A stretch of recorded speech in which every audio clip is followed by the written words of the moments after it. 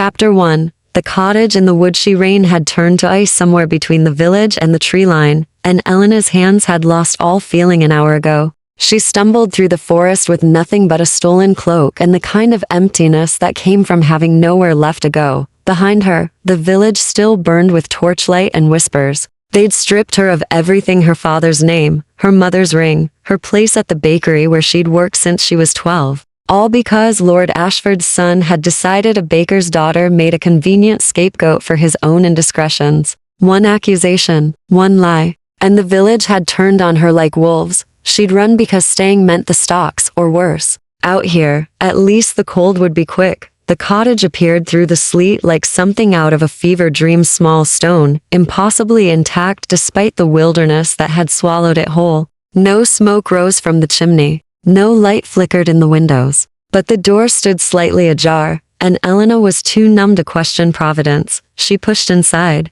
The air hit her first, not warmer, but different, still, preserved. The cottage held a single room with a stone hearth, a narrow bed draped in faded velvet, shelves lined with books whose spines had cracked with age. Dust motes hung suspended in the thin light that seeped through shuttered windows. It looked like someone had left in a hurry and never returned. Elena's legs gave out. She crumpled beside the hearth, pulling the cloak tighter, and only then did she let herself cry. Great, shaking sobs that tore through her chest and left her gasping. She cried for her father, dead 3 years, for her mother, gone even longer, for the life she'd tried so hard to build from nothing now. Ash.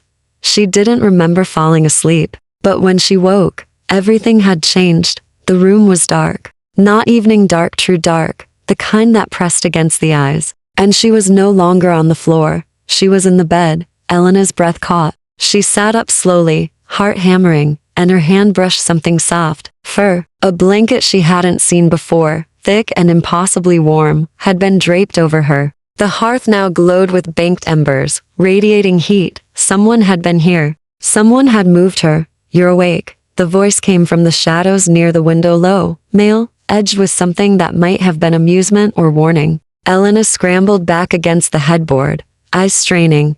Who are you? A figure detached from the darkness. He moved with unnatural smoothness, each step deliberate. And when he reached the edge of the firelight, Elena's words died in her throat. He was tall, lean in the way of predators, dressed in black that seemed to drink the light. His face was beautiful and terrible: sharp cheekbones, a mouth carved for cruelty or mercy, eyes that gleamed like polished obsidian. His hair fell dark and straight to his shoulders, and his skin held the pale, flawless quality of marble. But it was his stillness that frightened her most. He didn't breathe, didn't blink, didn't move except when he chose to.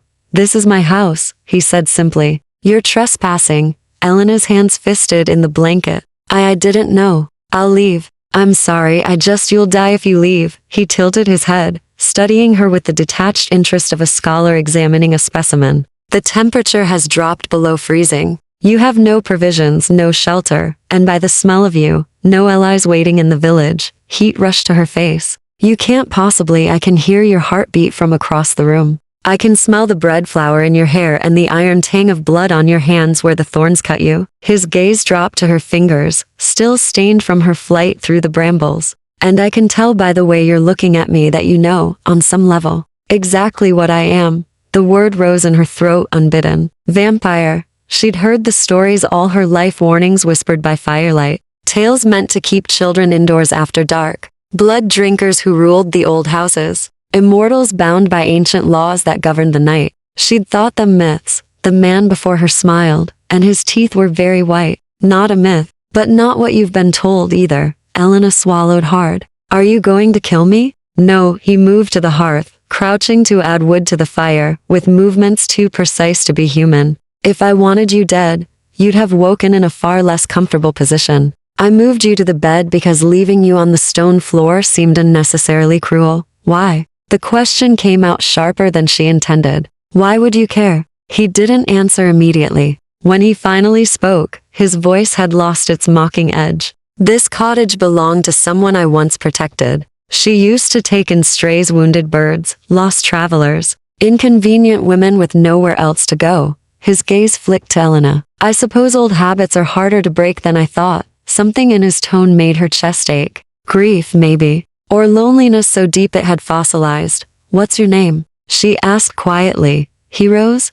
turning to face her fully. The firelight cast his features in sharp relief, ancient, ageless, utterly inhuman. "Lucian Ashcroft, Lord of the House of Thorns, first of the Night Court, and currently under sentence of death by my own kind." Elena's blood went cold. "Death? Politics." He waved a hand dismissively. "A rival house believes I've broken our oldest law. They're hunting me. And now, unfortunately for you, they know someone is sheltering here," as if summoned by his words. A sound split the night, a howl, sharp and wrong. That raised every hair on Elena's arms. Lucian's expression went flat. "They're here." He moved to the door in a blur of motion, then paused, glancing back at her with something almost like regret. "Stay inside. Bar the door behind me. And whatever you hear," his eyes glowed faintly in the dark, burning like coals, "do not open it for anyone but me." Then he was gone, and Elena was alone with the dying fire and the howls drawing closer. Chapter 2.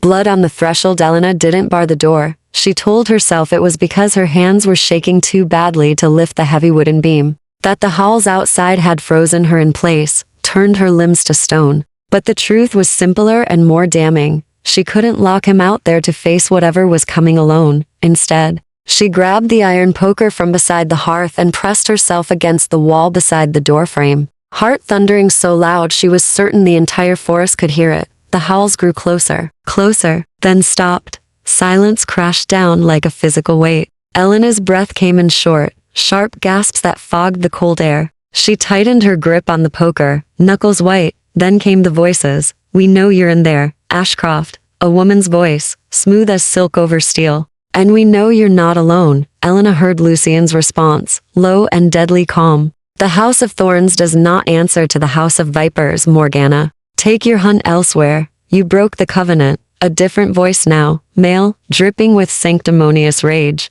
"You fed without consent. You killed a human under our protection. The Night Court demands justice." "The Night Court," Lucian said, and Elena could hear the razor edge of fury beneath his control, "can demand whatever it likes. I have broken no law.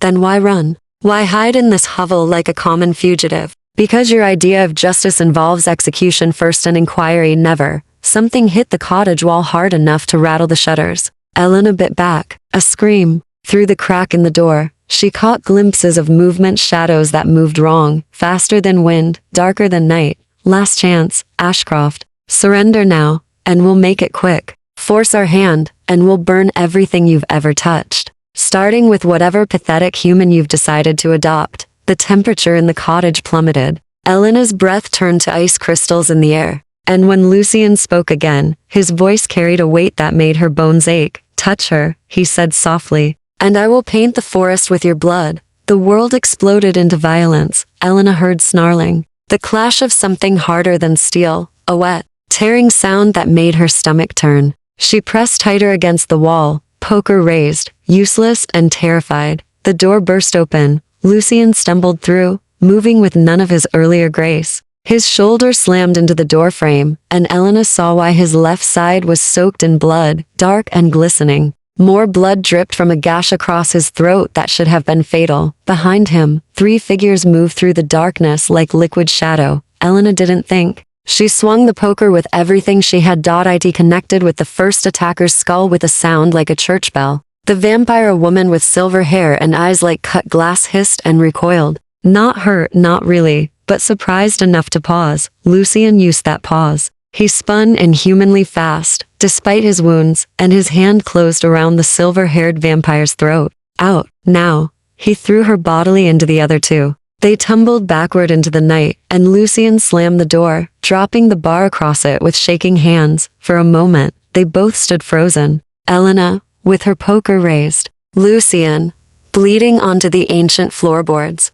Outside, the vampires regrouped with hissing snarls. "That," Lucian said breathlessly, "was monumentally stupid." "You're welcome," Elena shot back. He turned to look at her, and something flickered across his face, surprise perhaps, or the ghost of respect. Then he swayed, catching himself against the door. Elena dropped the poker and moved without thinking, ducking under his arm to support his weight. He was cold. Not corpse cold, but cool, like marble left in shadow, and far heavier than he looked. The bed, she said. Now, bossy, he murmured, but he let her guide him across the room. He collapsed onto the mattress with a sound that was almost a sigh, eyes drifting closed. The gash on his throat was already beginning to close, flesh knitting together with unnatural speed. But the wound in his side gaped wide, and the blood flow wasn't stopping. What do I do? Elena's hands hovered uselessly. How do I? You don't. His eyes opened, glowing faintly in the darkness.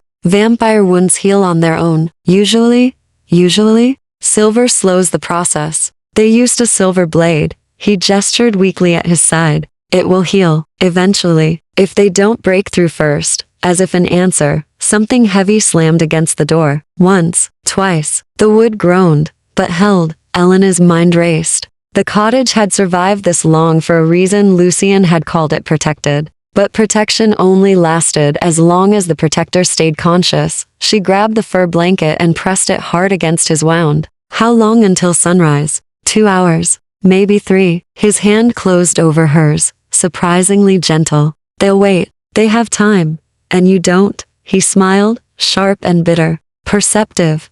Another impact shook the door. Dust rained from the ceiling beams. Elena's heart hammered against her ribs, but her hands stayed steady. She'd learned long ago that falling apart was a luxury she couldn't afford. The books, she said suddenly, looking at the shelves. Are any of them about vampire law? About the covenant they claim you broke? Lucian's eyes sharpened. Third shelf. Leather binding. Why? Because if they're here for justice, they have to follow rules too, don't they? For the first time since she'd met him, Lucian laughed a short, startled sound. You're going to argue law with the House of Vipers? I'm going to buy us time. Elena stood, moving to the shelves. Her fingers traced spines until she found the volume heavy, ancient, the leather soft with age. And you're going to tell me exactly what they think you did. Outside, the vampires had gone quiet, waiting, listening.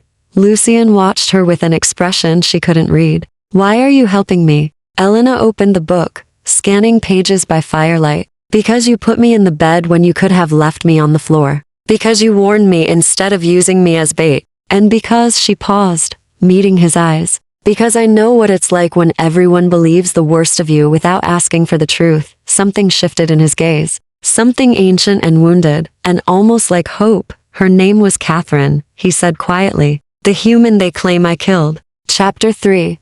The truth in blue. Delina's hands stilled on the ancient pages. Tell me what happened. Lucian's eyes tracked the ceiling as another impact rattled the door. His jaw tightened, but when he spoke, his voice carried the weight of truth. Catherine was a scholar, human. She studied our kind not with fear, but fascination. The Night Court permitted it because she signed the covenant of knowledge. Protection in exchange for discretion. And you knew her. I was assigned to protect her. 3 years of ensuring no vampire fed from her without consent, that no house used her research against another. His fingers pressed harder against the wound at his side. She was brilliant, stubborn. She asked questions that made ancient vampires uncomfortable. Elena turned pages, finding sections marked with careful annotations. Catherine's handwriting, she realized. Precise and questioning. What questions? Why?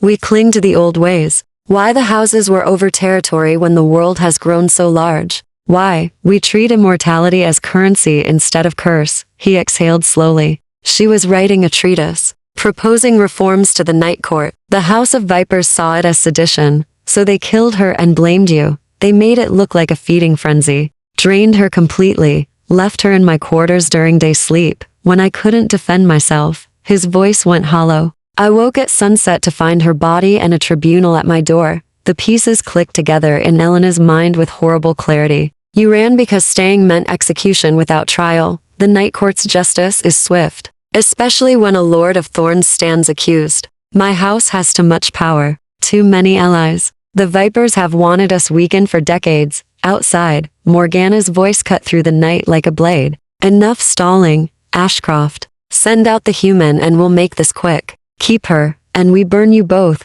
Elena's blood went cold, but she forced herself to keep reading. Her eyes caught on a passage marked heavily in Catherine's hand. The Covenant of Sanctuary, Article 7. No vampire may harm another's protected charge without proof of violation presented before 3 neutral houses. They can't touch me, she breathed. Not legally. If you've claimed me as protected, they need proof and witnesses. Lucian's gaze snapped to her. I haven't claimed you. Then do it. Now, Elena. He pushed himself up on one elbow, despite the pain it clearly caused. A protection claim is binding. It means you're under my house until I release you. It means every vampire in the night court will know your name, your scent, your existence. You'll never be anonymous again. I stopped being anonymous the moment I walked through that door. She met his eyes steadily. And it's better than being dead. For a long moment, he simply looked at her. Then slowly, he extended his uninjured hand. This requires blood. Yours and mine. The magic in it creates a bond the night court cannot ignore. Elena's throat went dry, but she didn't hesitate. She took his hand. His fingers were cool and steady as he guided her palm to his lips. This will hurt. His teeth were sharp and precise. The pain was a bright, quick sting and then something else entirely. Warmth flooded through her veins, electric and strange, like touching lightning. She gasped, and Lucian's eyes flared brighter. He released her hand and bit his own palm with the same clinical efficiency. Blood welled, dark as wine. Your turn. Elena pressed her bleeding palm to his. The moment their blood touched, the world shifted. She felt him not physically, but deeper. His exhaustion, his pain. The centuries of loneliness pressing against her mind like a vast, cold ocean. And underneath it all, a fierce, protective fury directed at the vampires outside. The cottage itself seemed to recognize the bond. The air shimmered, and Elena swore she saw threads of silver light spiral from their joined hands to sink into the walls, the floor, the threshold. Lucian spoke, and his voice resonated with power. By blood and house, by the ancient covenant and the laws of the night court, I name Elena Thorne as protected of the House of Thorns. Let any who would harm her answer to me. The silver light pulsed once, brilliant, then faded. Elena's knees buckled. Lucian caught her with his good arm, pulling her down to sit on the edge of the bed. Breathe. The bond takes a moment to settle. She pressed a hand to her chest, feeling her heart race. I can feel you. And you. His voice softened. Your fear, your determination, your anger at injustice. A pause. It's unexpected. What is? How bright you are. Before she could process that, Morgana's voice rang out again, but this time, it carried a note of uncertainty. You've claimed her? A human who attacked one of our house? Elena found her voice, surprised by how steady it sounded. I defended my protector, as is my right under Article 7 of the Covenant of Sanctuary. Unless you'd like to present your accusations before 3 neutral houses, as the law requires? Silence. Long and heavy. Then a different voice, the male vampire from earlier, his sanctimony replaced with cold calculation. The House of Thorns grows bold, hiding behind human shields and ancient laws. The House of Thorns, Lucian called out, strength returning to his voice now that the bond had settled, follows the covenant to the letter. Can the House of Vipers say the same? Or shall we discuss Catherine's treatise before the full court? I wonder what the other houses would think of your creative interpretation of sedition. Another long silence. Elena heard whispered arguments, too low and fast for human ears.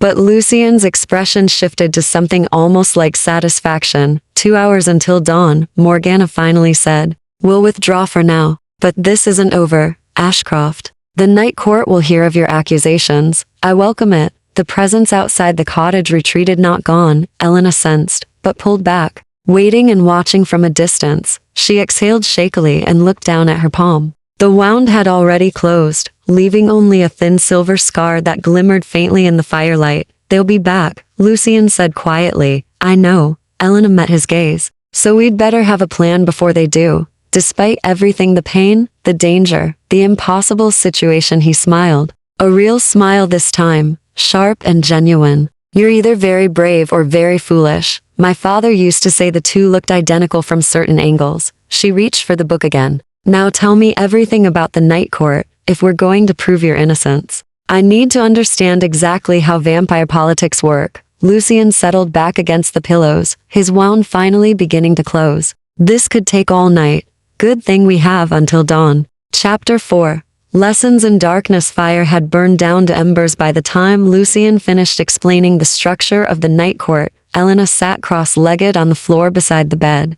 surrounded by open books and hastily scrawled notes. Her hand ached from writing, but her mind buzzed with information that rewrote everything she thought she knew about the world. So the 7 houses each control a territory, she said, reviewing her notes. Thorns, vipers, ravens, wolves, roses, shadows, and crowns. And the Night Court is the council where all 7 meet to enforce the covenant. Correct. Lucian had regained some color, though he still looked carved from pale stone. The wound in his side had closed to an angry red line. Each house has different strengths. Thorns are strategists and record keepers. Vipers are assassins and spies. Ravens are seers and scholars. Catherine would have been valuable to them, exceptionally. His jaw tightened, which is why her death benefits the vipers most. With her research buried in thorns weakened by scandal, they gain political leverage. Elena tapped her pen against the page. But they need the other houses to believe you're guilty. If even one house demands a formal investigation, the process stalls.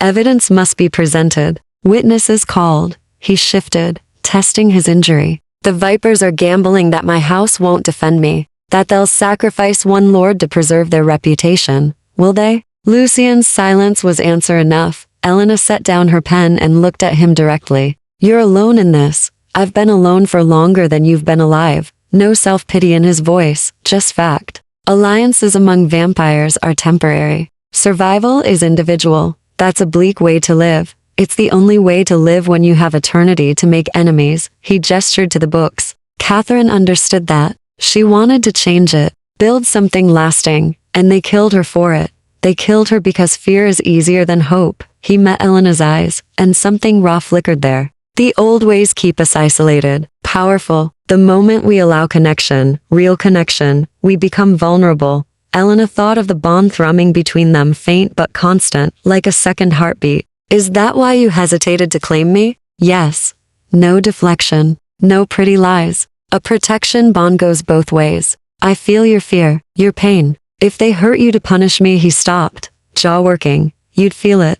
I'd feel everything. The weight of that settled over them. Outside, wind rattled the shutters. Dawn was still an hour away, and the vipers were still out there, waiting. Elena pulled her cloak tighter against the chill. Tell me about Catherine. Not the scholar. The person. Lucian blinked, clearly not expecting the question. Why? Because if we're going to prove the vipers killed her, I need to understand who she was. What she meant to you. He was quiet for so long Elena thought he wouldn't answer. Then softly, she laughed at my jokes. Terrible jokes that hadn't been funny in 3 centuries. But she laughed anyway, a ghost of a smile. She left teacups everywhere, took notes in the margins of priceless texts, hummed while she worked. You cared about her. He hesitated, and Elena felt the bond shiver with something complicated. Grief, guilt. I was supposed to keep her safe. That was all. But she made it difficult to maintain distance. She'd ask me questions about the early days, before the houses formed. What the world looked like when I was human. His voice dropped. No one had asked about my human life in 400 years. Elena's chest tightened.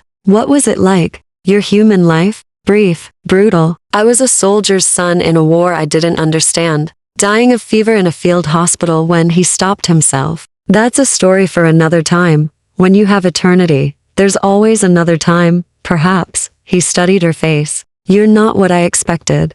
What did you expect? Terror, revulsion. Humans usually run or faint when they learn what I am. His head tilted. You hit a vampire with a fire poker and then demanded to read legal texts. Despite everything, Elena felt her lips quirk. I told you. I know what it's like to be accused of something you didn't do. Lord Ashford's son, the name still tasted like poison. He told the village I'd stolen from the bakery, that I'd tried to seduce him when he refused my advances. Had you? I'd asked him to pay his father's outstanding bill. 6 months of bread, unpaid. Apparently that was offense enough. She looked at her scarred palm. They took everything. My home, my reputation, my future, all on his word against mine. And they believed him because he was nobility, because he was a man, because I was no one. Old anger flared hot in her chest. So when you tell me the vipers framed you because it was politically convenient, I believe you. I've seen how easily truth bends when power decides it should.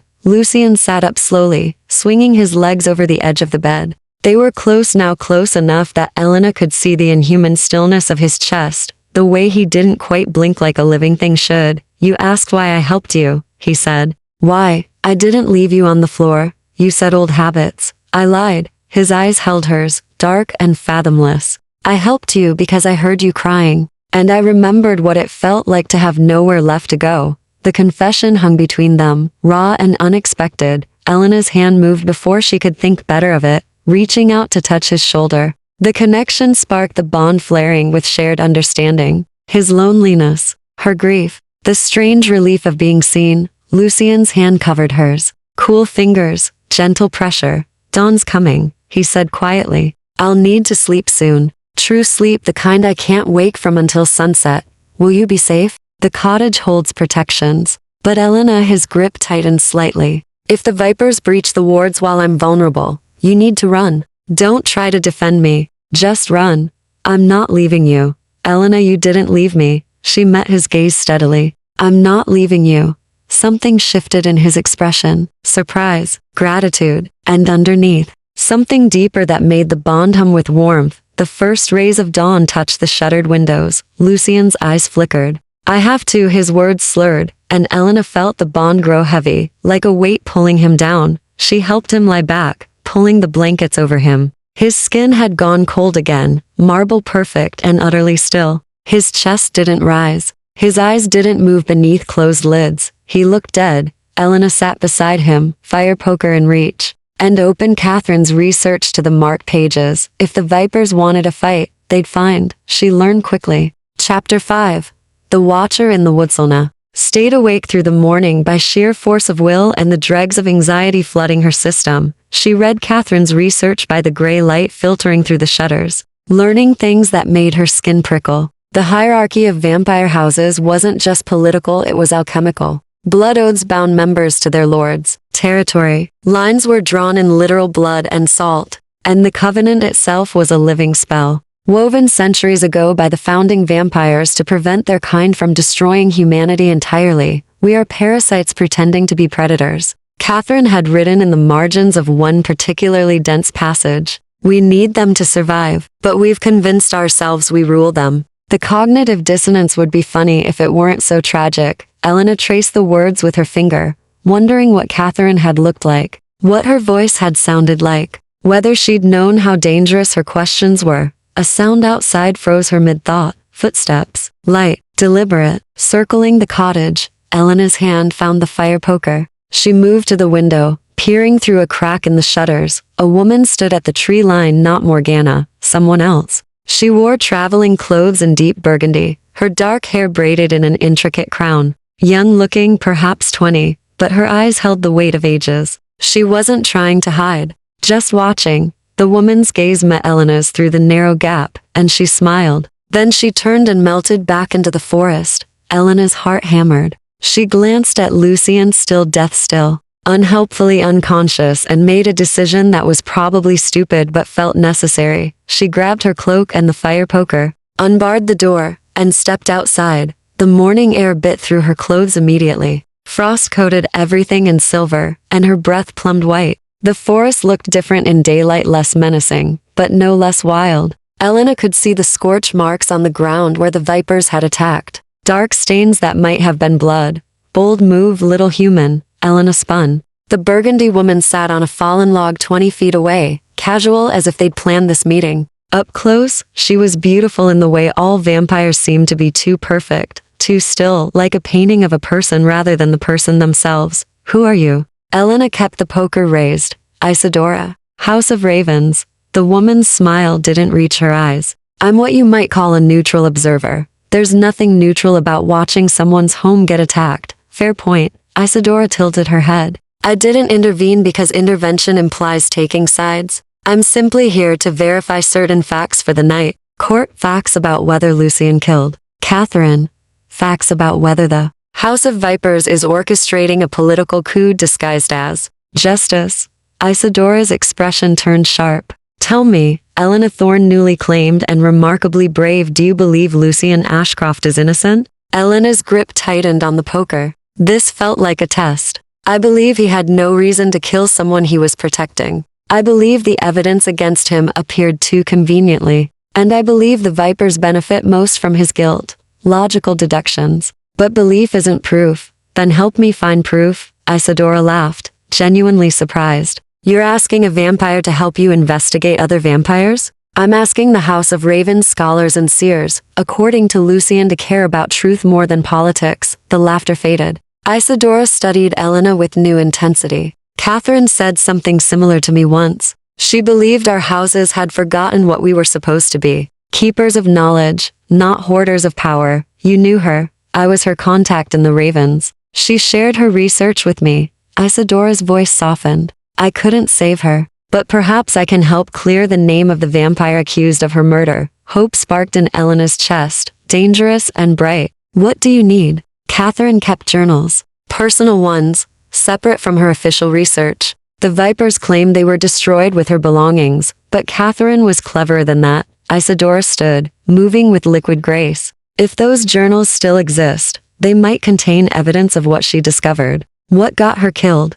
Where would she hide them? That's what I need you to determine. You have a bond with Lucian now. You can access his protected spaces, his memories if you know how. She moved closer, and Elena forced herself not to step back. There's a technique. Dangerous for humans, but possible. During his day sleep, the bond is most open. If you're willing to risk it, what kind of risk? Isadora's eyes held hers. You could get lost in his mind. 400 years of memories, most of them violent. Your consciousness might not find its way back. Elena's mouth went dry, but she thought of Lucian's face when he spoke about Catherine. The raw grief, the desperate need to be believed. Teach me, you're sure? I'm sure the vipers will be back tonight. I'm sure we need evidence. They can't dismiss. And I'm sure Lucian would do the same for me. The last part surprised her with its certainty, but the bond hummed with truth. Isadora regarded her for a long moment. Ravens are forbidden from directly opposing other houses, but we're not forbidden from teaching, from sharing knowledge. She extended her hand. Come, we don't have much time, and this requires preparation. Elena hesitated only a heartbeat before taking the offered hand. Isadora's skin was cool and dry, her grip firm. One more thing, the vampire said, as she led Elena back toward the cottage. If you do this, if you walk through Lucian's memories, you'll see everything. The man he was. The monster he's been, the things he's done to survive for centuries. She paused at the threshold. Are you prepared for that? To know him completely and still choose to save him? Elena thought about the way Lucian had moved her to the bed when he could have left her to freeze. The gentleness in his hands when he'd formed the protection bond. The centuries of loneliness she'd felt echoing through their connection. I've been judged for things I didn't do, she said quietly. I won't do the same to him. Isadora's smile turned genuine. Catherine would have liked you. Inside, Lucian remained motionless on the bed, unaware of the risk Elena was about to take, unaware that she was about to step into his mind and search for 100 years of darkness for a truth that might save them both. Isadora closed the door behind them and began drawing symbols on the floor and ash from the hearth. The bond will guide you, but you must maintain your sense of self. Remember your name, your purpose. Don't let his memories become yours. Elena knelt beside Lucian's still form, placing her scarred palm against his cold hand. I'm ready. Chapter 6. The memory labyrinthy world inverted. Elena gasped as reality folded inside out, the cottage dissolving like watercolor in rain. For one terrifying moment, she was nowhere, suspended in absolute darkness, her body a distant memory. Then the bond flared like a lifeline, silver and bright, and she followed it down, into Lucian. The first memory hit her like a wave, a battlefield, mud and blood and the screaming of horses. A young man barely 20, dark-haired and desperate, clutching his side where a sword had opened him like fruit. The fever came next, burning through him. In the medical tent, delirium, darkness, then a face above him, beautiful and terrible, offering a choice that wasn't really a choice at all. Live and serve, or die and be forgotten. Elena felt Lucian's fear. His rage at dying so young, so pointlessly. His grasping, desperate acceptance. The memory shattered into fragments, learning to hunt. The first kill, a soldier from the opposing army, already dying. The taste of blood, copper and lightning. The horror, the hunger, the horrible relief of no longer being prey. Decades blurred, centuries, a parade of faces, some kind, most afraid. The formation of the houses. Ancient vampires gathering to forge the covenant because humanity had grown too organized, too dangerous. We survive by remaining hidden, by taking only what we need, by enforcing our own. Elena pushed forward through the labyrinth of memory, searching. Catherine. I need to find Catherine. The bond pulsed, responding to her intent. The memories shifted, flowing faster. 3 years ago. A library in the heart of House Thorne's territory. A woman with auburn hair and clever eyes, surrounded by books, looking up as Lucian entered. You're my bodyguard? Catherine's voice, slightly amused. I expected someone more intimidating. I'm plenty intimidating when necessary. Lucian's younger self, no, not younger, just less weary leaning against a bookshelf. Try to remember I'm here to keep you alive, not entertain you. Can't you do both? Elena felt his reluctant smile. The first crack in centuries of careful distance. More memories, faster now. Catherine working late into the night, Lucian watching from the shadows. Catherine, asking questions about his human life, his turning, the early days of the houses. Catherine treating him like a person instead of a monster or a lord. Do you ever regret it? Catherine asked one night, not looking up from her notes. Accepting immortality? Every day. The honesty surprised them both. But regret doesn't change anything. I survive. That's what we do. Just survive? For 400 years? What else is there? Catherine finally met his eyes. There's connection, purpose, change. Just because you have forever doesn't mean you have to spend it alone. Elena felt the impact of those words ripple through Lucian's carefully constructed walls. Felt him start to hope, just slightly, that maybe the memory lurched violently. Catherine's body on the floor of Lucian's quarters. Drained completely, her skin paper white. The metallic reek of blood everywhere. Lucian waking from day sleep to find her, unable to scream. Because vampires don't scream, they just go very, very still. The grief crashed over Elena like a physical blow. She staggered under the weight of it. 4 centuries of loneliness crystallized in this one moment of loss. The tribunal arrived within hours. Morgana leading them, her expression professionally sympathetic. Such a tragedy. To lose control like this. The blood bond makes us do terrible things. I didn't touch her.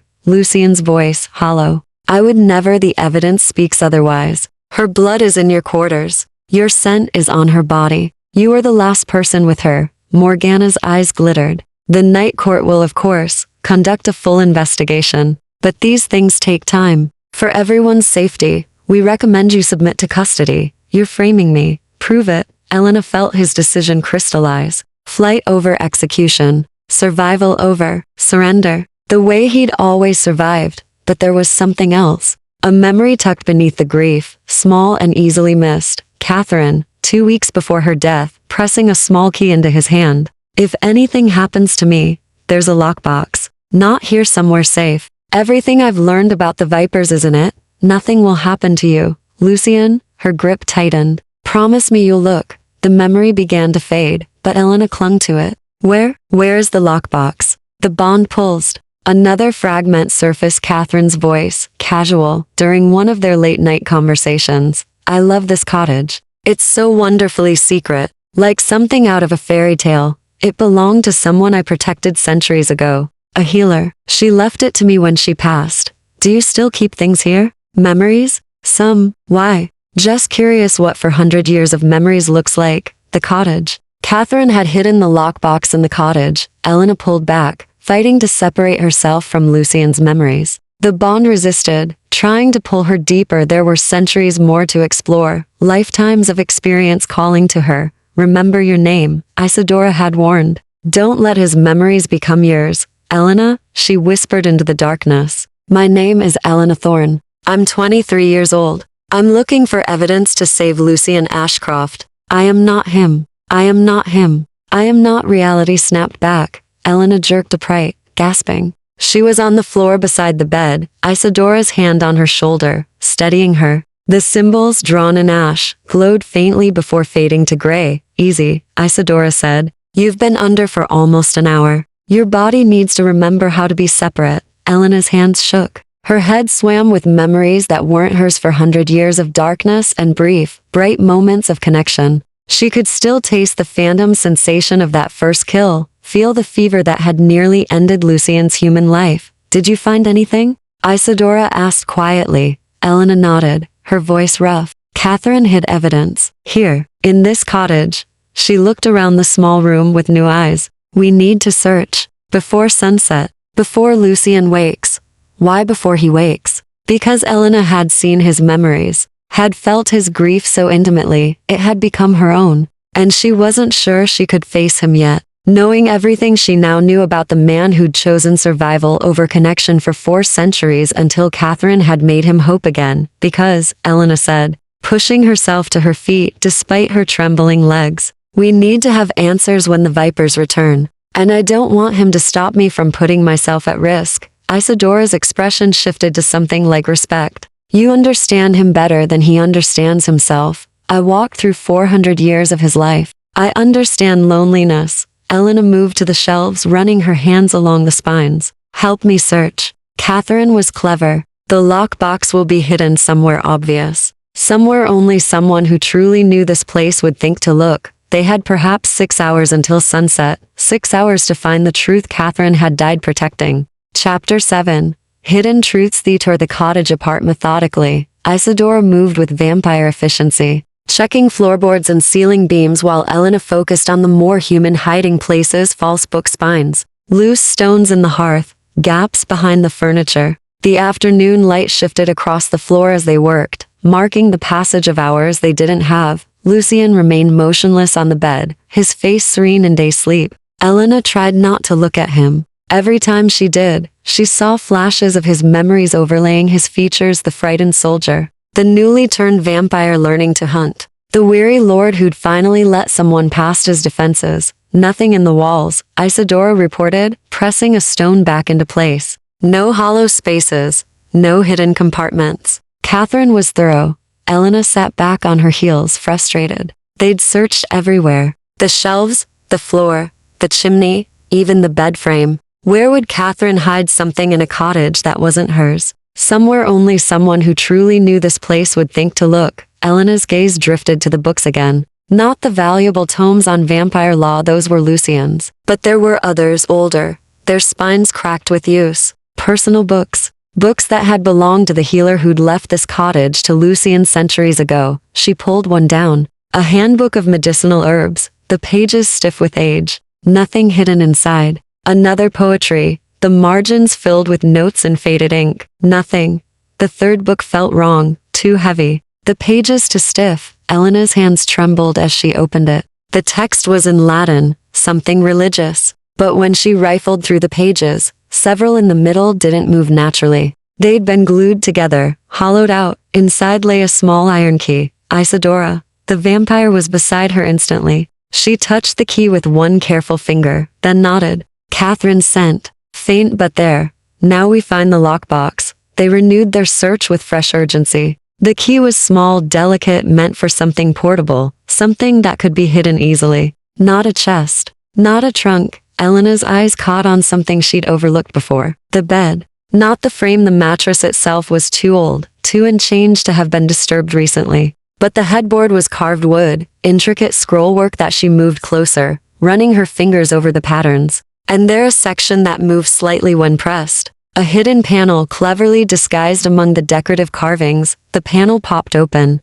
Inside was a small wooden box, no bigger than a book, with an iron lock. Elena's hands shook as she fitted the key. It turned with a soft click. Inside were 2 journals bound in leather, their pages covered in Catherine's precise handwriting. And beneath them, a single letter sealed with red wax. Isadora reached for the journals, but Elena grabbed the letter first. The seal bore no house mark, just a simple C pressed into the wax. She broke it open. Lucien, if you're reading this, I'm dead and they've likely blamed you for it. I'm sorry. I should have been more careful. Should have trusted my instincts when the Vipers started asking too many questions about my work. The journals contain everything, proof that the House of Vipers has been violating the covenant for decades. Unauthorized feedings. Disappeared humans. Falsified reports to the Night Court. They've been consolidating power systematically, and they know I've documented it all. I confronted Morgana last week, told her I was presenting my findings to the full court. She smiled and told me accidents happen to humans who forget their place. I know what's coming. I've prepared for it. These journals are my contingency, and you are my failsafe. If they kill me and frame you, the other houses will demand an investigation eventually. When they do, this evidence will destroy the Viper's credibility. I'm trusting you to survive long enough to use it. I know you, Lucien. You'll want to run, to hide, to outlive this like you've outlived everything else. But running means they win. It means everything I worked for, everything we talked about in those late nights dies with me. Fight. Not just for your reputation, but for the possibility of change. The Night Court needs to be better than this. We both know it can be. And if by some miracle I'm wrong and I'm still alive when you find this letter, come find me immediately because I've clearly gotten paranoid and melodramatic. Thank you for 3 years of terrible jokes and genuine friendship. You're more human than you think. Catherine Elena's vision blurred. She felt Isadora's hand on her shoulder, steadying. She knew, Elena whispered. She knew they'd kill her, and she documented everything anyway. Isadora had opened the first journal, her expression growing darker with each page. This is extensive. Dates, locations, names of victims, testimony from vampires and other houses who witnessed Viper violations. She looked up, eyes bright with anger. This is enough to bring formal charges. Enough to demand the Night Court convene immediately. Will they believe it? They'll have to investigate. And the Vipers can't dismiss evidence from a dead human they claimed was killed by someone else. Isadora's smile was sharp. Catherine trapped them beautifully. If they argue this is fabricated, they admit knowing about her research. If they claim it's real but incomplete, they admit to some violations. There's no way out that doesn't damage them. Elena looked at Lucien, still lost in day sleep, unaware of the vindication lying in her hands. He tried to protect her. He blames himself for failing. He didn't fail. Catherine made her choice knowing the risks. Isadora closed the journal carefully. She chose truth over safety. That's not something anyone could have protected her from. The light through the shutters had turned golden. Late afternoon, perhaps 2 hours until sunset. The Vipers will come back tonight, Elena said. If they suspect we have this evidence, then they'll attack in force. Damn the Covenant, damn the other houses. They'll burn this cottage to ash and claim we died in the crossfire of a legitimate arrest. Elena's jaw set. Then we need to be ready. You're human. Brave, clever, but human. You can't fight multiple vampires. No, but I can make sure the evidence survives even if we don't. Elena gathered the journals and letter, wrapping them carefully in oilcloth from the kitchen supplies. Is there a way to send these to the Night Court directly? To bypass the Vipers entirely? Isadora considered. Ravens have courier protocols, emergency channels that require 3 house witnesses to activate, but she paused. There's a cairn marker, 2 miles north. If we place the evidence there before sunset, with the proper sigils, my house will retrieve it and bring it before the court within 24 hours. Then that's what we do. It means leaving Lucien unprotected during day sleep. If the Vipers attack while we're gone, the cottage has wards. And he's survived 400 years of danger. Elena met Isadora's eyes. But this evidence dies if it stays here. Catherine died for it. We owe her more than hiding. For a long moment, Isadora studied her. Then she nodded. Catherine would approve. You have her courage. I have her stubbornness, Elena corrected, pulling on her cloak. Let's move. They left Lucien sleeping, the journals and letter secured in Elena's bag. The forest waited, cold and watchful, and somewhere in the shadows, Elena knew, the Vipers were watching too. Chapter 8.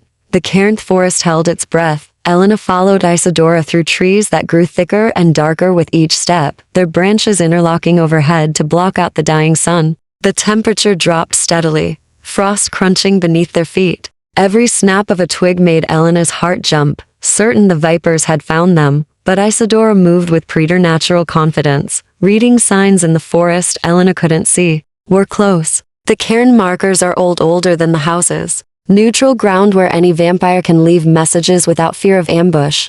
Any vampire can access them? In theory, yes. But breaking the sanctity of a cairn carries severe punishment. Even the Vipers wouldn't risk that openly. Isadora paused, head tilted. Though these are desperate times, they emerged into a small clearing. At its center stood a pile of stones, weathered smooth by centuries, each carved with symbols that seemed to shift in the fading light. The air here felt different, charged, like the moment before lightning strikes. Isadora knelt beside the cairn, pulling a small knife from her belt. I need to mark the evidence with my blood. It signals to my house that this is urgent, protected under emergency protocols. She pricked her palm, letting dark blood well up, then pressed her hand to the oilcloth wrapping. The blood spread across the fabric in patterns that weren't random sigils forming themselves, settling into the weave. Place it in the cairn, Isadora instructed. Say the words, by ancient right and neutral ground, let truth be carried to the court. Elena stepped forward, clutching the wrapped journals. Catherine's final gift. The proof that could save Lucian and expose the Viper's corruption. She was 3 feet from the cairn when the shadows moved. Morgana stepped into the clearing like she'd been part of the darkness itself. 2 other vampires flanked her, the male from the cottage attack and a new one, tall and angular with eyes like ice. How convenient, Morgana said pleasantly. The evidence and the witnesses all in one place. Isadora was on her feet instantly, placing herself between Elena and the Vipers. You're violating cairn neutrality. The Night Court will hear our version of events. Morgana's smile was all teeth. A tragic tale of how the House of Ravens conspired with a criminal lord to fabricate evidence. How a human accomplice was killed trying to flee. How we were forced to defend ourselves. Elena's hands tightened on the journals. 3 houses witnessed Catherine's research. You can't kill everyone who knows. We don't need to kill everyone. Just enough to create doubt. Morgana's gaze fixed on the wrapped journals. Destroy that, and it's your word against ours. A newly bonded human and a suspected criminal versus the House of Vipers' impeccable reputation. Impeccable? Isadora's voice dripped contempt. You've violated the covenant for decades. Catherine documented everything. Even destroying this copy won't erase the truth. Truth is what the powerful say it is. Morgana gestured, and her companions began to circle. Last chance. Little Raven, walk away. This doesn't concern your house. It concerns everyone when justice becomes murder, Morgana sighed. So be it. They moved like liquid shadow, impossibly fast, inhumanly coordinated. Isadora met the first attacker with movements too quick for Elena to follow. The 2 vampires becoming a blur of violence. The male vampire lunged for Elena. She swung the fire poker she'd grabbed on instinct, stupid, useless against immortal speed. He caught it mid-swing, wrenching it from her grip and sending her stumbling backward. Don't make this harder than it needs to be, he said, almost kindly. Reaching for the journals, Elena did the only thing she could think of. She ran, not away from the cairn toward it. The vampire caught her before she'd taken 3 steps, his hand closing around her arm like iron. But Elena used his momentum against him, letting herself fall forward and hurling the wrapped journals with everything she had. They sailed through the air in a perfect arc, tumbling end over end and landed in the center of the cairn. The effect was immediate.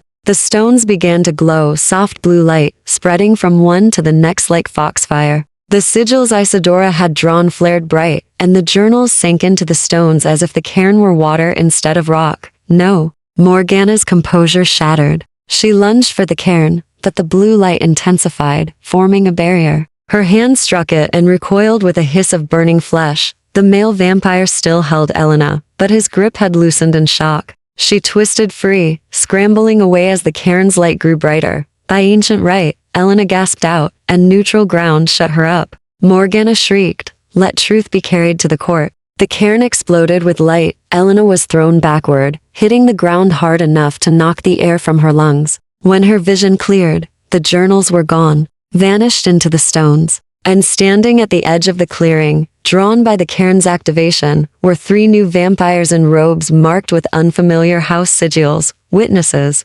Morgana's face went carefully blank. This is house business. The human and the raven were attempting to. We saw the cairn's acceptance. One of the robed vampires interrupted, his voice old and dry as parchment. Emergency protocols have been triggered. Whatever evidence was placed there is now under the court's protection. His gaze swept the clearing, taking in Isadora's defensive stance, Elena on the ground, the Viper's aggressive positions. And this appears to be an assault on neutral ground. Explain yourselves. For the first time, Elena saw uncertainty flicker across Morgana's features. We were pursuing a fugitive and his accomplices, Morgana said smoothly. They attempted to destroy evidence relevant to an ongoing investigation by placing it in a cairn. The old vampire's tone suggested he wasn't stupid. That seems counterintuitive to destruction. Nevertheless, the Night Court will hear from all parties. Tonight, the old vampire gestured, and the other 2 robed figures moved to flank Morgana's group. Not threatening, but clearly preventing escape. Your house will be summoned, as will ravens, as will thorns. Morgana's jaw tightened. Of course, we welcome the opportunity to present our case, but Elena heard the fury beneath her civilized tone, saw the way her fingers curled like claws. The vipers had lost control of the narrative, and they knew it. Isadora helped Elena to her feet, studying her. Through their brief contact, Elena felt the vampire's grim satisfaction. Well done, Isadora murmured. Catherine would be proud. Elena looked at the cairn, now quiescent again, the stones dark and ordinary. Somewhere in the impossible space between, Catherine's journals were being carried to the night court, truth that couldn't be buried or burned. The sun touched the horizon. Sunset was moments away, and back at the cottage, Lucian would be waking to find them gone and the vipers closing in. We need to get back, Elena said urgently. Before a howl split the twilight, close, too close. Coming from the direction of the cottage, Elena's blood turned to ice. Through the bond, she felt it. Lucian waking, confused, sensing danger, sensing her absence. Go, Isadora said. I'll handle the court summons. Go, Elena ran. Chapter 9.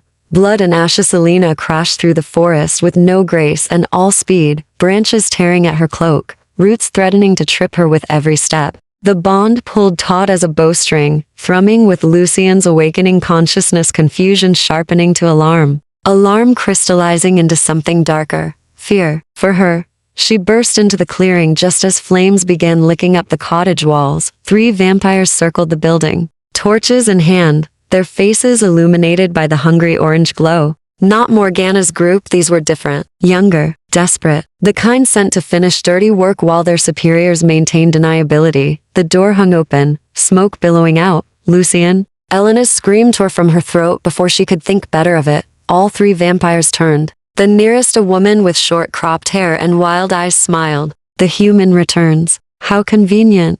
Elena didn't slow down. She angled toward the door, but the woman moved to intercept with inhuman speed. Elena feinted left, then dove right, using every dirty trick she'd learned growing up in a village that didn't coddle baker's daughters. She made it 2 steps before iron fingers closed around her throat. The vampire lifted her effortlessly, cutting off her air. You've caused my house considerable trouble, little girl. The vipers don't forget. A shadow erupted from the burning cottage. Lucian hit the vampire like a force of nature, tearing her away from Elena and slamming her into the ground with enough force to crater the frozen earth. His face was transformed, eyes blazing red, fangs fully extended, every civilized mask stripped away to reveal the predator beneath. He was magnificent and terrifying. The other 2 vampires rushed him. He caught the first by the throat, spun, and used the vampire's own momentum to hurl him into a tree trunk hard enough to splinter wood. The second managed to rake claws across his chest before Lucian snapped her arm with a sound like breaking branches. It was over in seconds. 3 viper vampires on the ground, injured but alive,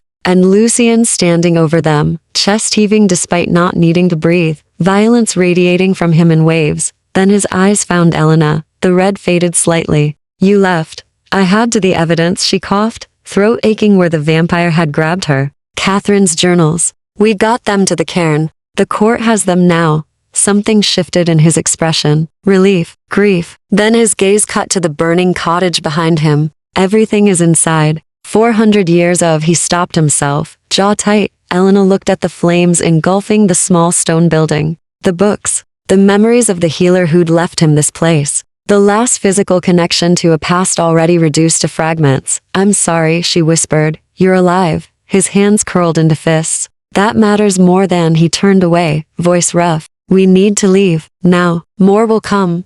The night court is convening tonight. Isadora triggered emergency protocols. They'll have to hear the evidence. That could take hours, days. He moved to her, checking the bruises already forming on her throat with careful fingers. Through the bond, she felt his rage spike, cold and controlled but absolute. They hurt you. I'm fine. They hurt you, he repeated, and the temperature around them dropped. Ice formed on the ground where his shadow fell. The vampire woman he'd slammed into the earth groaned, trying to push herself up. Lucian's attention snapped to her like a wolf scenting prey. Wait, Elena caught his arm. Through the bond, she felt his hunger for retribution, for violence. 400 years of survival instincts screaming at him to eliminate threats permanently. Don't kill them.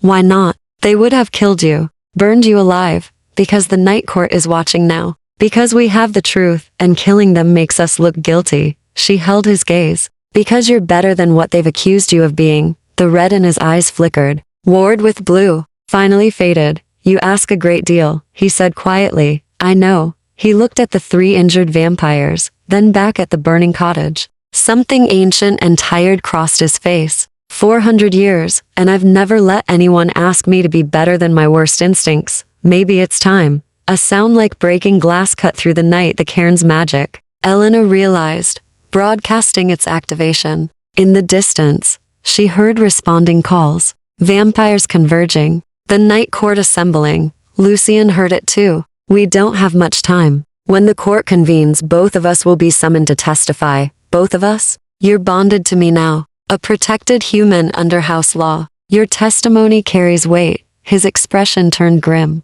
But it also makes you a target. If the Vipers can discredit you, they discredit the evidence. Elena thought of Morgana's cold calculation. The way the Vipers had already tried to burn the cottage with them inside. They'll claim I'm lying to protect you. Or that I've used the bond to influence you. Blood magic can be argued either way. He gestured to the injured vampires. These 3 attacked you unprovoked. That's in our favor. But we need more.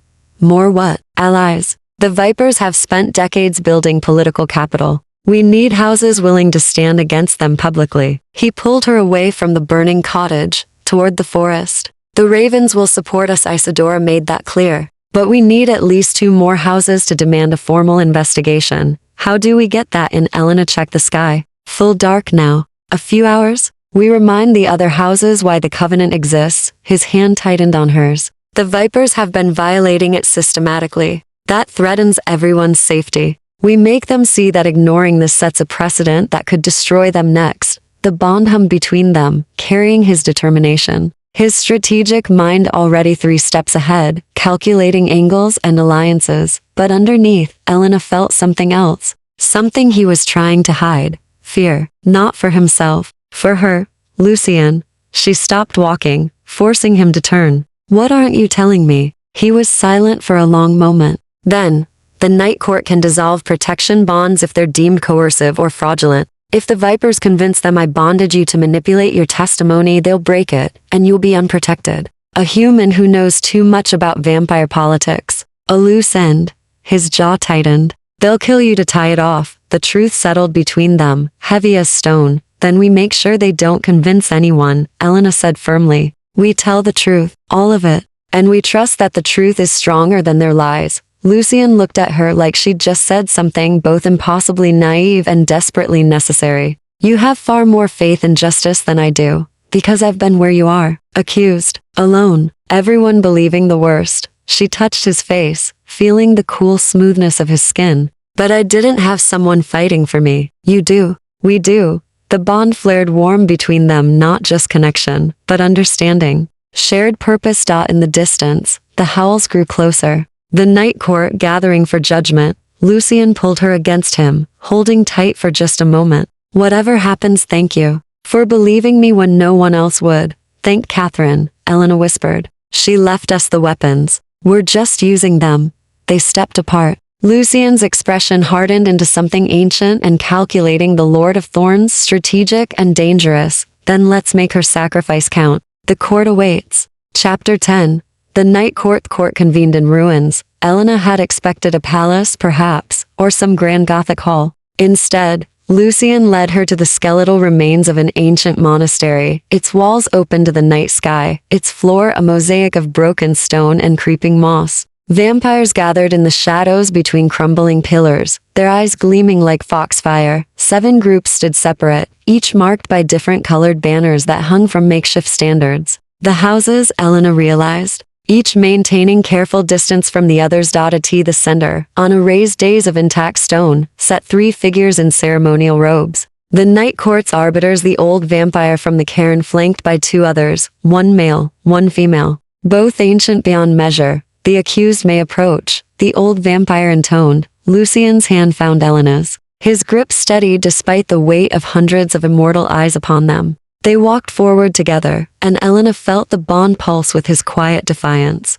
Let them watch. Let them judge. We have nothing to hide. Morgana stood to the right of the dais with her contingent of vipers, her expression schooled to perfect neutrality. But Elena could see the tension in her shoulders, the slight curl of her fingers. Lucian Ashcroft, Lord of the House of Thorns, the lead arbiter began. You stand accused of violating the covenant, of killing a protected human under your care, of breaking blood oath and bringing shame to your house. How do you answer? Not guilty. Lucian's voice carried across the ruins. I was framed by the House of Vipers to prevent Catherine Moore's research from exposing their systematic violations of the covenant. Murmurs rippled through the gathered vampires. The arbiter raised a hand for silence. Grave accusations require grave proof. What evidence do you present? The evidence Catherine herself compiled. Lucian gestured to where Isadora stood with the ravens. Journals documenting decades of unauthorized feedings, disappeared humans, falsified reports. Evidence now in this court's possession, retrieved from a protected cairn under emergency protocols. The arbiter nodded slowly. We have examined the documents. They are thorough. But documents can be falsified. How do we know these are genuine? Catherine's handwriting has been verified. Isadora stepped forward, her voice clear. The House of Ravens authenticated the journals against samples from her official research. Every entry, every date, every accusation can be cross-referenced with existing records. Records that the Vipers controlled, Morgana interjected smoothly. Records they had access to. This evidence could easily be fabricated using that access. Then explain, the female arbiter said, her voice like wind through dead leaves. Why your house attacked neutral ground. Why your vampires attempted to prevent the cairn's activation. Why, you burned a protected cottage with witnesses inside. Morgana's composure flickered. We were pursuing a fugitive. The human was his accomplice. We acted within our rights, you acted to destroy evidence. The male arbiter's eyes glowed faintly. 3 houses witnessed your assault on the cairn. The human placed evidence there peacefully, following proper protocols. You attacked her for it. She's bonded to the accused. Her testimony is compromised by blood magic. All eyes turned to Elena. The lead arbiter studied her with uncomfortable intensity. Elena Thorne, you bear Lucian Ashcroft's protection mark. How did this bond form? Elena's throat was dry, but she forced herself to speak clearly. I was fleeing my village. False accusations. Lost everything. I found shelter in his cottage during the day. When I woke, he was there. He could have killed me, used me, thrown me out. Instead, he offered protection when the Vipers came hunting. And you accepted? Just like that? I accepted because I knew what it felt like to be condemned without trial. Because he gave me a choice when I had none left. She met the arbiter's gaze. The bond was my decision. He warned me of the consequences. I chose anyway. How convenient, Morgana said. A desperate human, a vampire who needs an alibi, a bond formed in suspicious circumstances. Check the bond. Lucian's voice cut through the murmurs. Any competent vampire can sense coercion in blood magic. Examine it. See if I've compelled her in any way. The lead arbiter rose, descending from the dais. He approached Elena slowly, giving her time to step back if she wished. She held her ground. May I? He asked quietly. Elena nodded. The arbiter's hand hovered near her scarred palm, not quite touching. His eyes unfocused, seeing something beyond the physical. The bond flared between her and Lucian, bright, clean, freely given. After a long moment, the arbiter stepped back. There is no coercion. The bond is genuine, reciprocal. He looked at Lucian with something like surprise. You care for her. Is that so difficult to believe? Lucian's voice held an edge. That a vampire might protect someone without ulterior motive? In 400 years, you've never taken a protected human. Why now? Why her? Elena felt Lucian's hesitation through the bond, felt him weighing truth against vulnerability. Because she reminded me, he said finally, that survival isn't the same as living. Because Catherine died trying to change a system that needed changing. And this human was willing to risk everything to prove it. Because he paused. Because I was tired of being alone. The silence that followed was profound. The arbiter returned to the dais. The 3 conferred in whispers too low for human ears. Elena felt the weight of every vampire's gaze, felt Lucian's tension coiled tight beside her. Finally, the lead arbiter spoke. The evidence against the House of Vipers is substantial. The evidence against Lucian Ashcroft is circumstantial at best and contradicted by multiple witnesses. However, his gaze swept the assembly. These accusations threaten the foundation of the covenant itself. We cannot rule on this alone. What are you proposing? The banner of House Wolves shifted as their lord stepped forward, a broad-shouldered vampire with silver-streaked hair. A formal investigation. 3 neutral houses will examine all evidence, interview all witnesses, and present findings to the full court within 1 lunar cycle. The arbiter looked at Morgana. Until then, the House of Vipers will submit to observation. No unsanctioned actions. No interference with witnesses. Morgana's face could have been carved from ice. And Ashcroft remains under protection bond with the human. Both will reside under neutral guard until the investigation concludes. You're granting him sanctuary? Morgana's control cracked. He's the accused. As are you. The arbiter's voice hardened. Catherine Moore's journals accuse your house of crimes that, if proven, carry sentences of dissolution. You will submit to investigation or forfeit your seat at this court. The threat hung in the air. Dissolution, the scattering of a house, its members distributed among others, its power broken. The worst punishment vampire law allowed. Morgana's jaw worked. Then stiffly, the House of Vipers welcomes investigation. We have nothing to hide. Then it is decided. The arbiter struck the stone with his staff, and the sound rang like a bell. This court is adjourned until the investigation concludes. All parties will cooperate fully or face immediate sanction. The vampires began to disperse, banners folding, shadows melting back into darkness. But Elena felt the shift in the air, alliances forming, whispers spreading. The night court had been shaken. Isadora appeared at Elena's side. Well fought. Catherine would be proud. It's not over, Elena said. No, but you've bought time. Force them to look at the truth. Isadora glanced at Lucien. And you've made them question assumptions they've held for centuries. That alone is victory. Lucien's hand tightened on Elena's. Through the bond, she felt his exhaustion, his relief, his lingering fear that this reprieve was temporary. Where do we go now? Elena asked. Ravens will provide sanctuary, Isadora said. Neutral ground, well protected. You'll be safe there while the investigation proceeds. Safe. The word felt foreign after days of running, fighting, burning. As they followed Isadora into the darkness, Elena looked back at the ruins. At the place where the night court had gathered to dispense justice or something close to it, Morgana stood alone near the days, watching them leave. Her expression promised that this battle might be over, but the war had just begun. Chapter 11. The choice. 27 days. That's how long the investigation took. 27 days in the House of Raven's sanctuary, a sprawling estate of libraries and moonlit gardens, where Elena learned to navigate a world that existed in the margins of human awareness. 27 days of testimony, of vampires from other houses corroborating Catherine's research, of the Vipers' carefully constructed lies unraveling thread by thread. 27 days of living alongside Lucien, the bond between them deepening with each shared silence, each late-night conversation, each moment of understanding that needed no words. And now, on the 28th day, it was over. Elena stood in the Raven's library. Catherine's journals spread before her one final time. Isadora had just brought news. The investigation had concluded. The night court would render judgment at sunset. The evidence was damning, irrefutable. The House of Vipers would face dissolution. Lucien would be exonerated. She should have felt victorious. Instead, she felt the weight of an ending approaching and the terrifying uncertainty of what came after. You're thinking too loud. Lucien's voice came from the doorway. He developed an uncanny ability to find her when her thoughts grew turbulent, the bond guiding him like a compass. Elena didn't turn.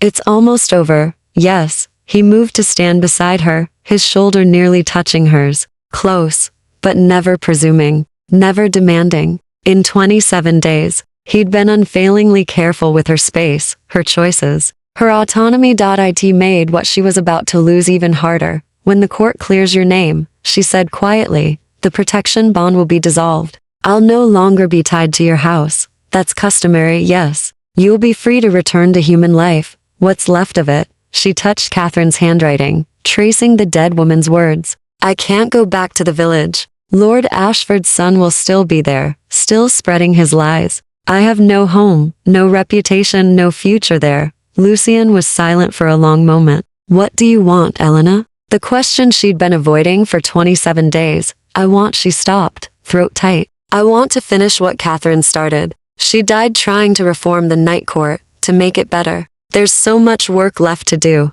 So many ways the covenant could be strengthened, improved. Someone needs to keep pushing. Someone human. Someone who understands both worlds. Who can bridge the gap.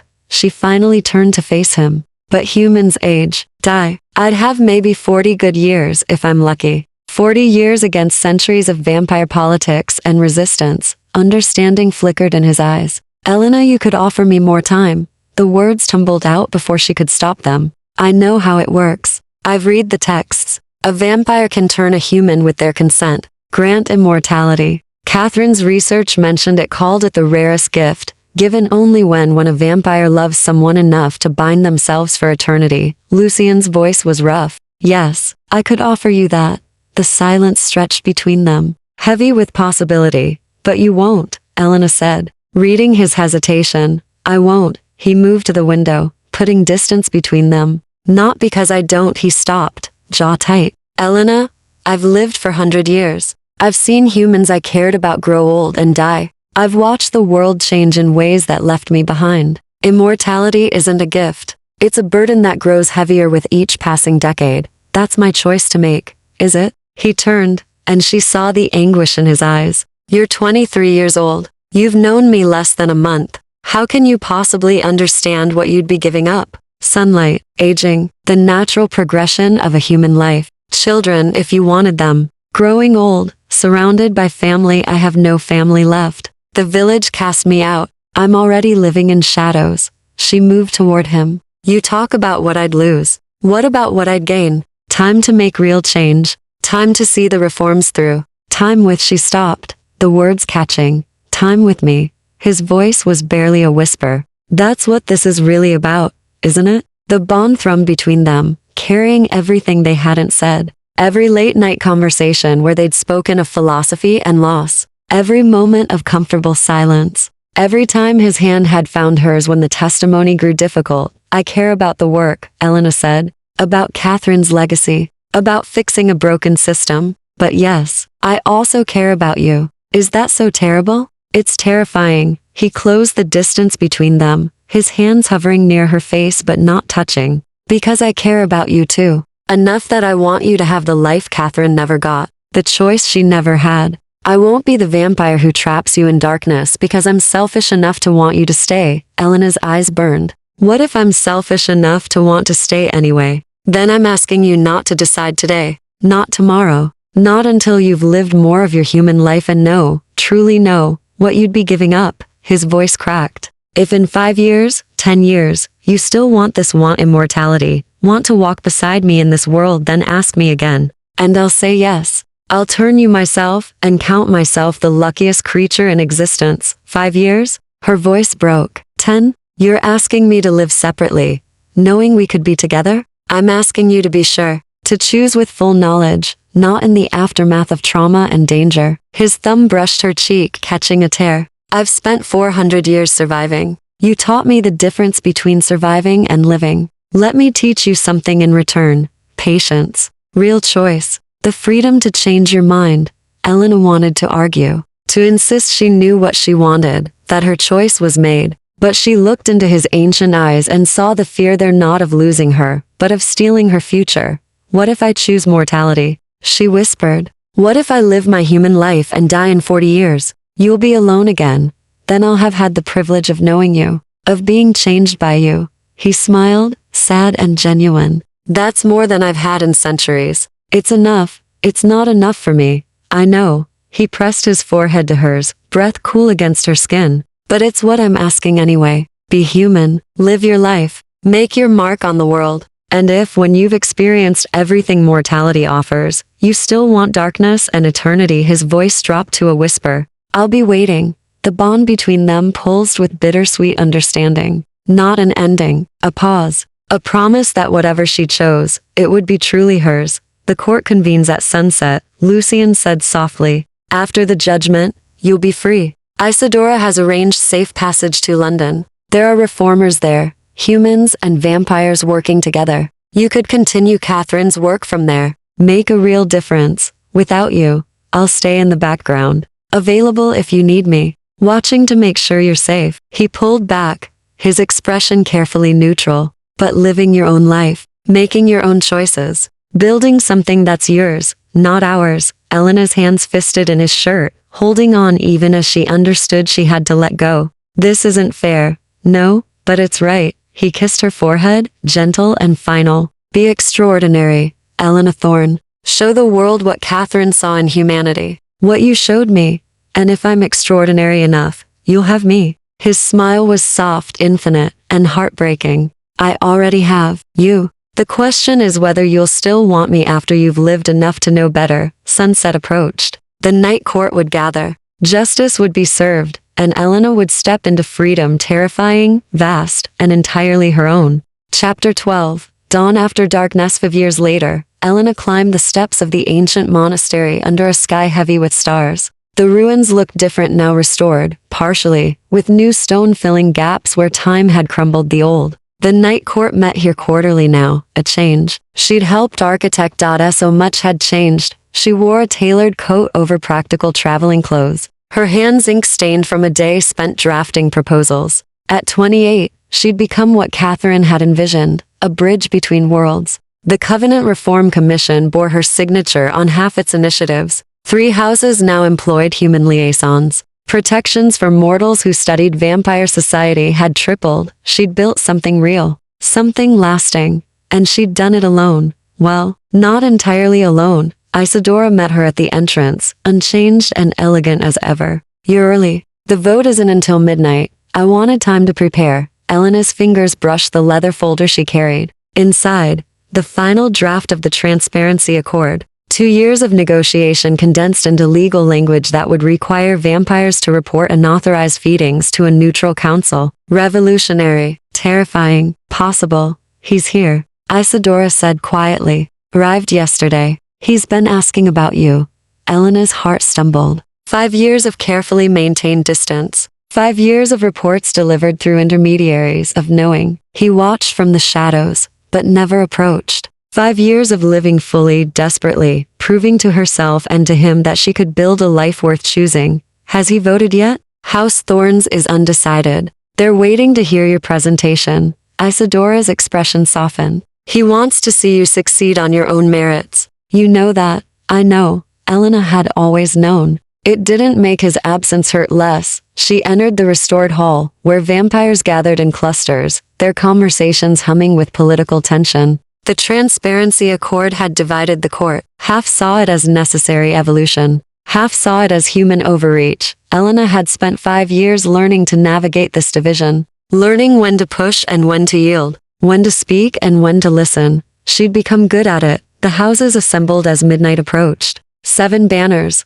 7 lords, and between them space for humans now. 3 seats where mortal liaisons could observe, contribute, petition. Another change Elena had fought for, alongside allies she'd cultivated year by patient year. The lead arbiter different now, younger, part of the new generation called the session to order. The Transparency Accord. Final vote. Arguments for and against have been heard. Representatives may make closing statements. Elena rose, walked to the center of the hall, met the eyes of vampires who'd once dismissed her as Lucien's pet project. His convenient alibi. They didn't dismiss her now. 5 years ago, she began. This court nearly tore itself apart because one house abused its power and another house was framed for trying to expose it. The Vipers operated in darkness. The Thorns suffered in silence. And a human woman died because she dared to document the truth. Silence. They remembered. The Vipers' dissolution had been spectacular and brutal. The Transparency Accord doesn't exist to punish vampires. It exists to protect the Covenant itself, to ensure that when violations occur, they're addressed before they metastasize into conspiracies. Elena's voice remained steady, professional. 5 years of practice. Darkness serves predators. Light serves everyone else, including those of you who follow the Covenant faithfully and resent being painted with the same brush as those who don't. She saw nods, thoughtful expressions. And there in the Thorns section, Lucien. He looked exactly the same, ageless, beautiful, utterly still except for his eyes, which tracked her every movement with an intensity that made the bond dormant for 5 years but never broken flare to life. She'd forgotten how it felt. The warmth of his attention, the certainty of being seen. Elena forced herself to look away. Catherine more believed vampires could be better than their worst impulses. I've spent 5 years proving her right, proving that cooperation works, that transparency strengthens rather than weakens. She met the arbiter's gaze. Vote for this accord, not for me, not for human interests, but because it's what the covenant always should have been. She sat. The hall erupted in whispered debates. The vote took an hour. One by one, the houses declared their positions: ravens, in favor; wolves, in favor; roses, against; shadows, in favor; crowns, against. 3-2, with 2 houses remaining. Elena's pulse thundered in her ears.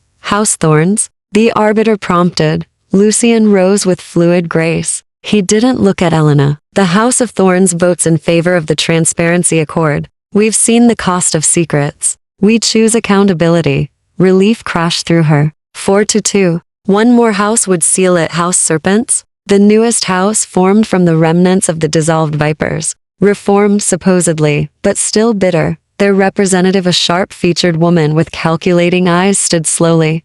House Serpents. Votes in favor. Shock rippled through the hall. Elena's breath caught. The motion passes, the arbiter declared. The transparency accord is now covenant law. The hall dissolved into chaos, celebration, protest, political maneuvering. But Elena sat frozen. The victory she'd worked 5 years for, feeling distant and strange. She'd done it. Finished what? Catherine started. Changed the night court in ways that would echo for centuries, and Lucian had helped make it possible. She found him after, in the monastery's restored garden. He stood beneath a bare branch tree, moonlight casting him in silver. Congratulations, he said, without turning. Catherine would be proud. You voted for me. I voted for the accord. For the future you're building. Now, he turned, and the bond sang between them, bright and insistent after 5 years of careful dormancy. You've been extraordinary, Elena. Everything I knew you would be. 5 years. She'd lived them fully, traveled, learned, changed the world in small, significant ways, proven she could stand alone, and standing here, looking at him, she knew with absolute certainty what she wanted. I'm 28 years old, she said steadily. I've built a career, made a difference, lived enough to know what I'm choosing. She moved closer. I'm asking now, what you said I could ask, when I was sure. His expression flickered hope and fear and desperate longing. Elena, 5 years, Lucian. I've had 5 years to change my mind, to choose a different path, to find someone mortal to grow old with. She reached for his hand, cool and familiar. I don't want different. I want this. I want you. I want centuries to keep changing things, to see this through. You're asking me to turn you. I'm asking you to accept that I know my own mind, that I've lived enough to choose immortality with full knowledge of what I'm giving up. Her voice didn't waver. You asked for patience. I gave you 5 years. Now I'm asking for forever. For a long moment, he simply looked at her. The bond between them trembled with everything he'd held back 5 years of watching from afar, of wanting and denying himself, of hoping she'd forget him and choose an easier life. You're certain, he said finally. Not a question. I've never been more certain of anything. His hand rose to cup her face with infinite gentleness. Then yes, yes, Elena Thorne. I'll give you eternity. I'll give you everything. She smiled, bright and fearless. Partnership though, not possession. Partnership, he agreed, and something in his expression cracked open joy, pure and transforming. You revolutionize the night court for the next 300 years, and I'll watch with insufferable pride. Insufferable partnership, the best kind. He kissed her then, cool lips warming against hers. 5 years of longing compressed into this single moment of choice. Of choosing each other fully, finally, with no shadows between them. When they pulled apart, Elena looked at the monastery, at the court she'd helped reform, the future she'd helped build. When? She asked. Tonight, if you want. Or we could wait tonight. She laced her fingers through his. I've waited long enough. We both have. Lucian smiled, and it held 4 centuries of loneliness ending. Then let's begin. They walked into the darkness together. Not prey and predator. Not lord and protected human, partners, equals, 2 people choosing forever on their own terms, ready to face eternity side by side. Behind them, the night court continued its work, reformed, evolving, better than it had been. Ahead, centuries stretched bright with possibility, and Elena stepped into them unafraid. knowing she'd chosen not just immortality, but the life she'd fought 5 years to earn the right to claim.